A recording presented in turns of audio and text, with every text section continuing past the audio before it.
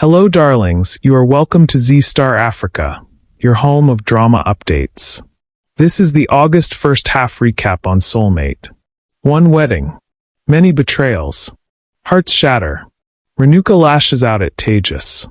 Siley is accused of theft. And Suchin. He explodes. This drama came with fire. And trust me, it's only getting started.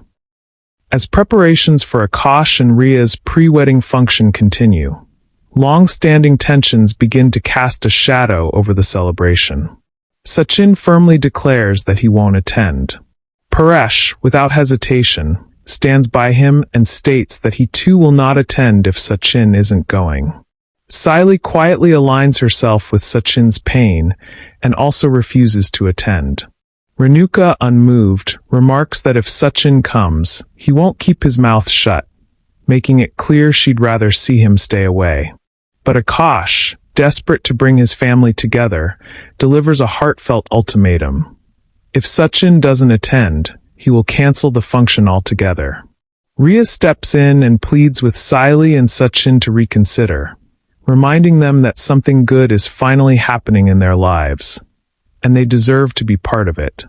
Siley acknowledges the importance of the event and begins to soften. Akash then turns to his brother and gently asks him to let go of his anger. Moved by his words, Suchin finally agrees to attend.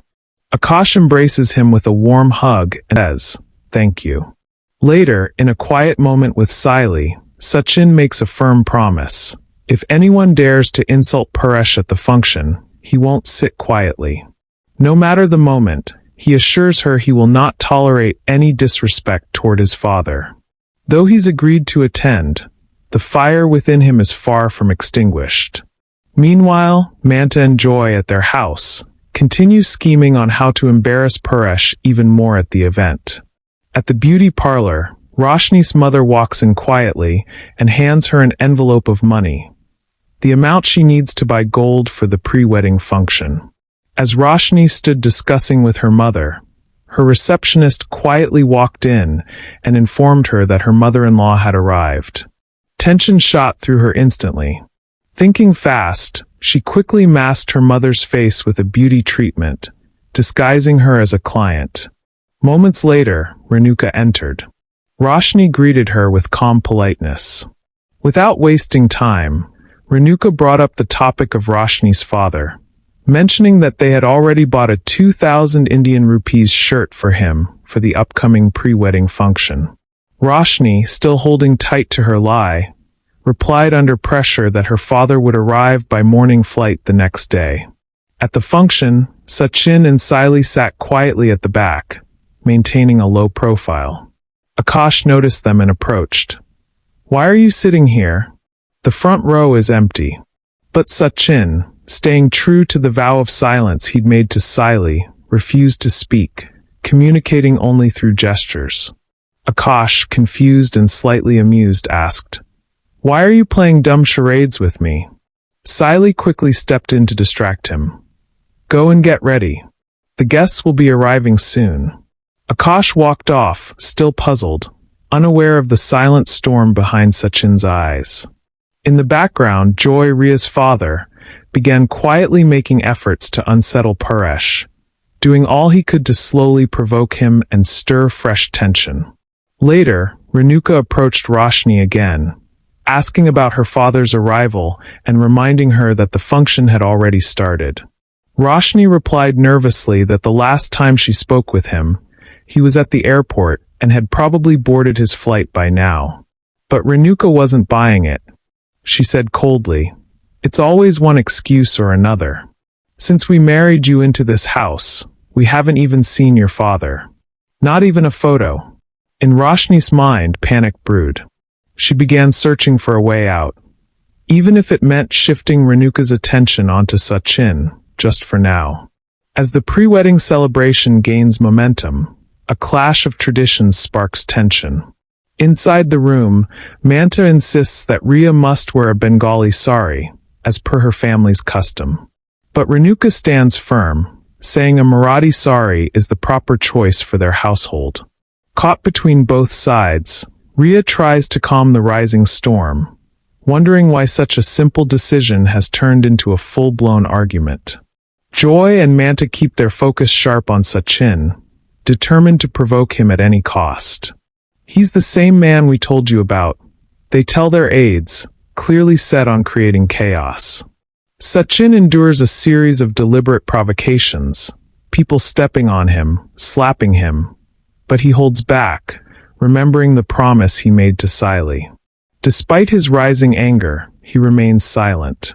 Siley notices his frustration and pleads with him not to react.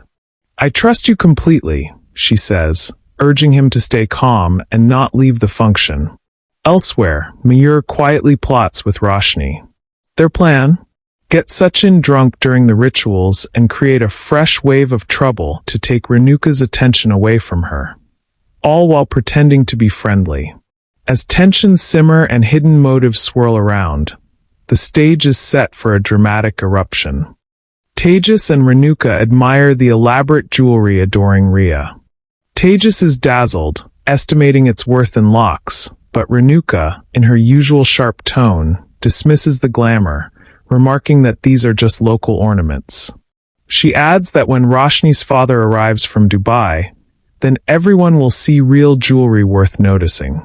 Rashni, who overhears this from a distance, stiffens with unease. Meanwhile, Mayur, still on mission, tries to lure Suchin out for drinks. Suchin resists, insisting he wants to stay focused on the function. After persistent pressure, he agrees to step outside. Still, Suchin stays cautious. While Mayur drinks freely, Suchin merely holds a glass, refusing to take even a sip. Unseen by them, Siley watches from a distance. Her eyes cloud with disappointment, mistaking the drink in his hand for weakness. But as she observes longer, seeing him refuse to drink, even pour his into Mayur's glass, her expression softens. Pride replaces doubt. Later, Renuka drags Rashni aside out of frustration, demanding answers about her father's arrival.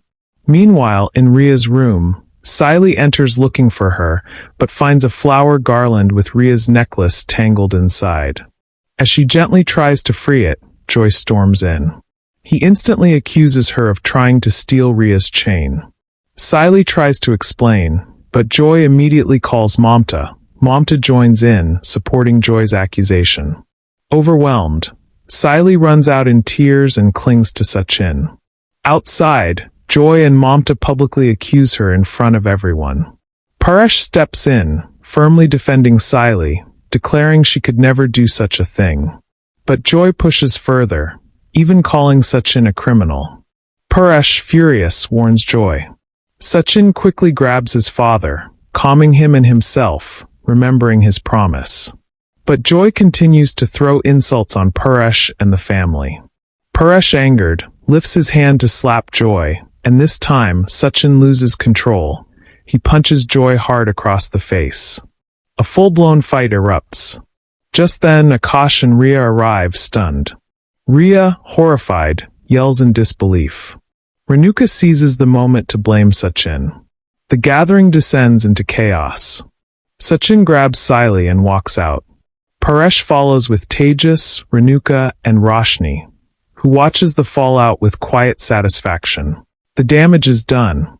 Joy and Mantha, watching them leave, secretly rejoice at the success of their sabotage. Later, back at home, Renuka vents her rage. Because of Siley and Suchin, her daughter Rhea refuses to return. She declares they must leave. Suchin agrees but says he won't go alone. He will leave with Siley and Paresh. Paresh surprises all by standing up silently and preparing to leave. Renuka, stunned, grabs his arm and asks, "Where are you going?" Paresh replies, "If they're leaving, I'll go with them. Suchin is my son." Renuka walks away, defeated. Meanwhile, Akash is confronted by Joy and Mamta on how much his family disrespected them, but he responds firmly. If this was really about respect, you should have had proof before accusing anyone. At dinner, Renuka still simmers. How can peace exist in a house where a girl like this lives? She mutters. She turns to Rashni. Wasn't your father supposed to come today? Rashni stammers. Renuka presses. Was he ever really coming? Or did you lie to us? Rashni flees, pretending to feel sick.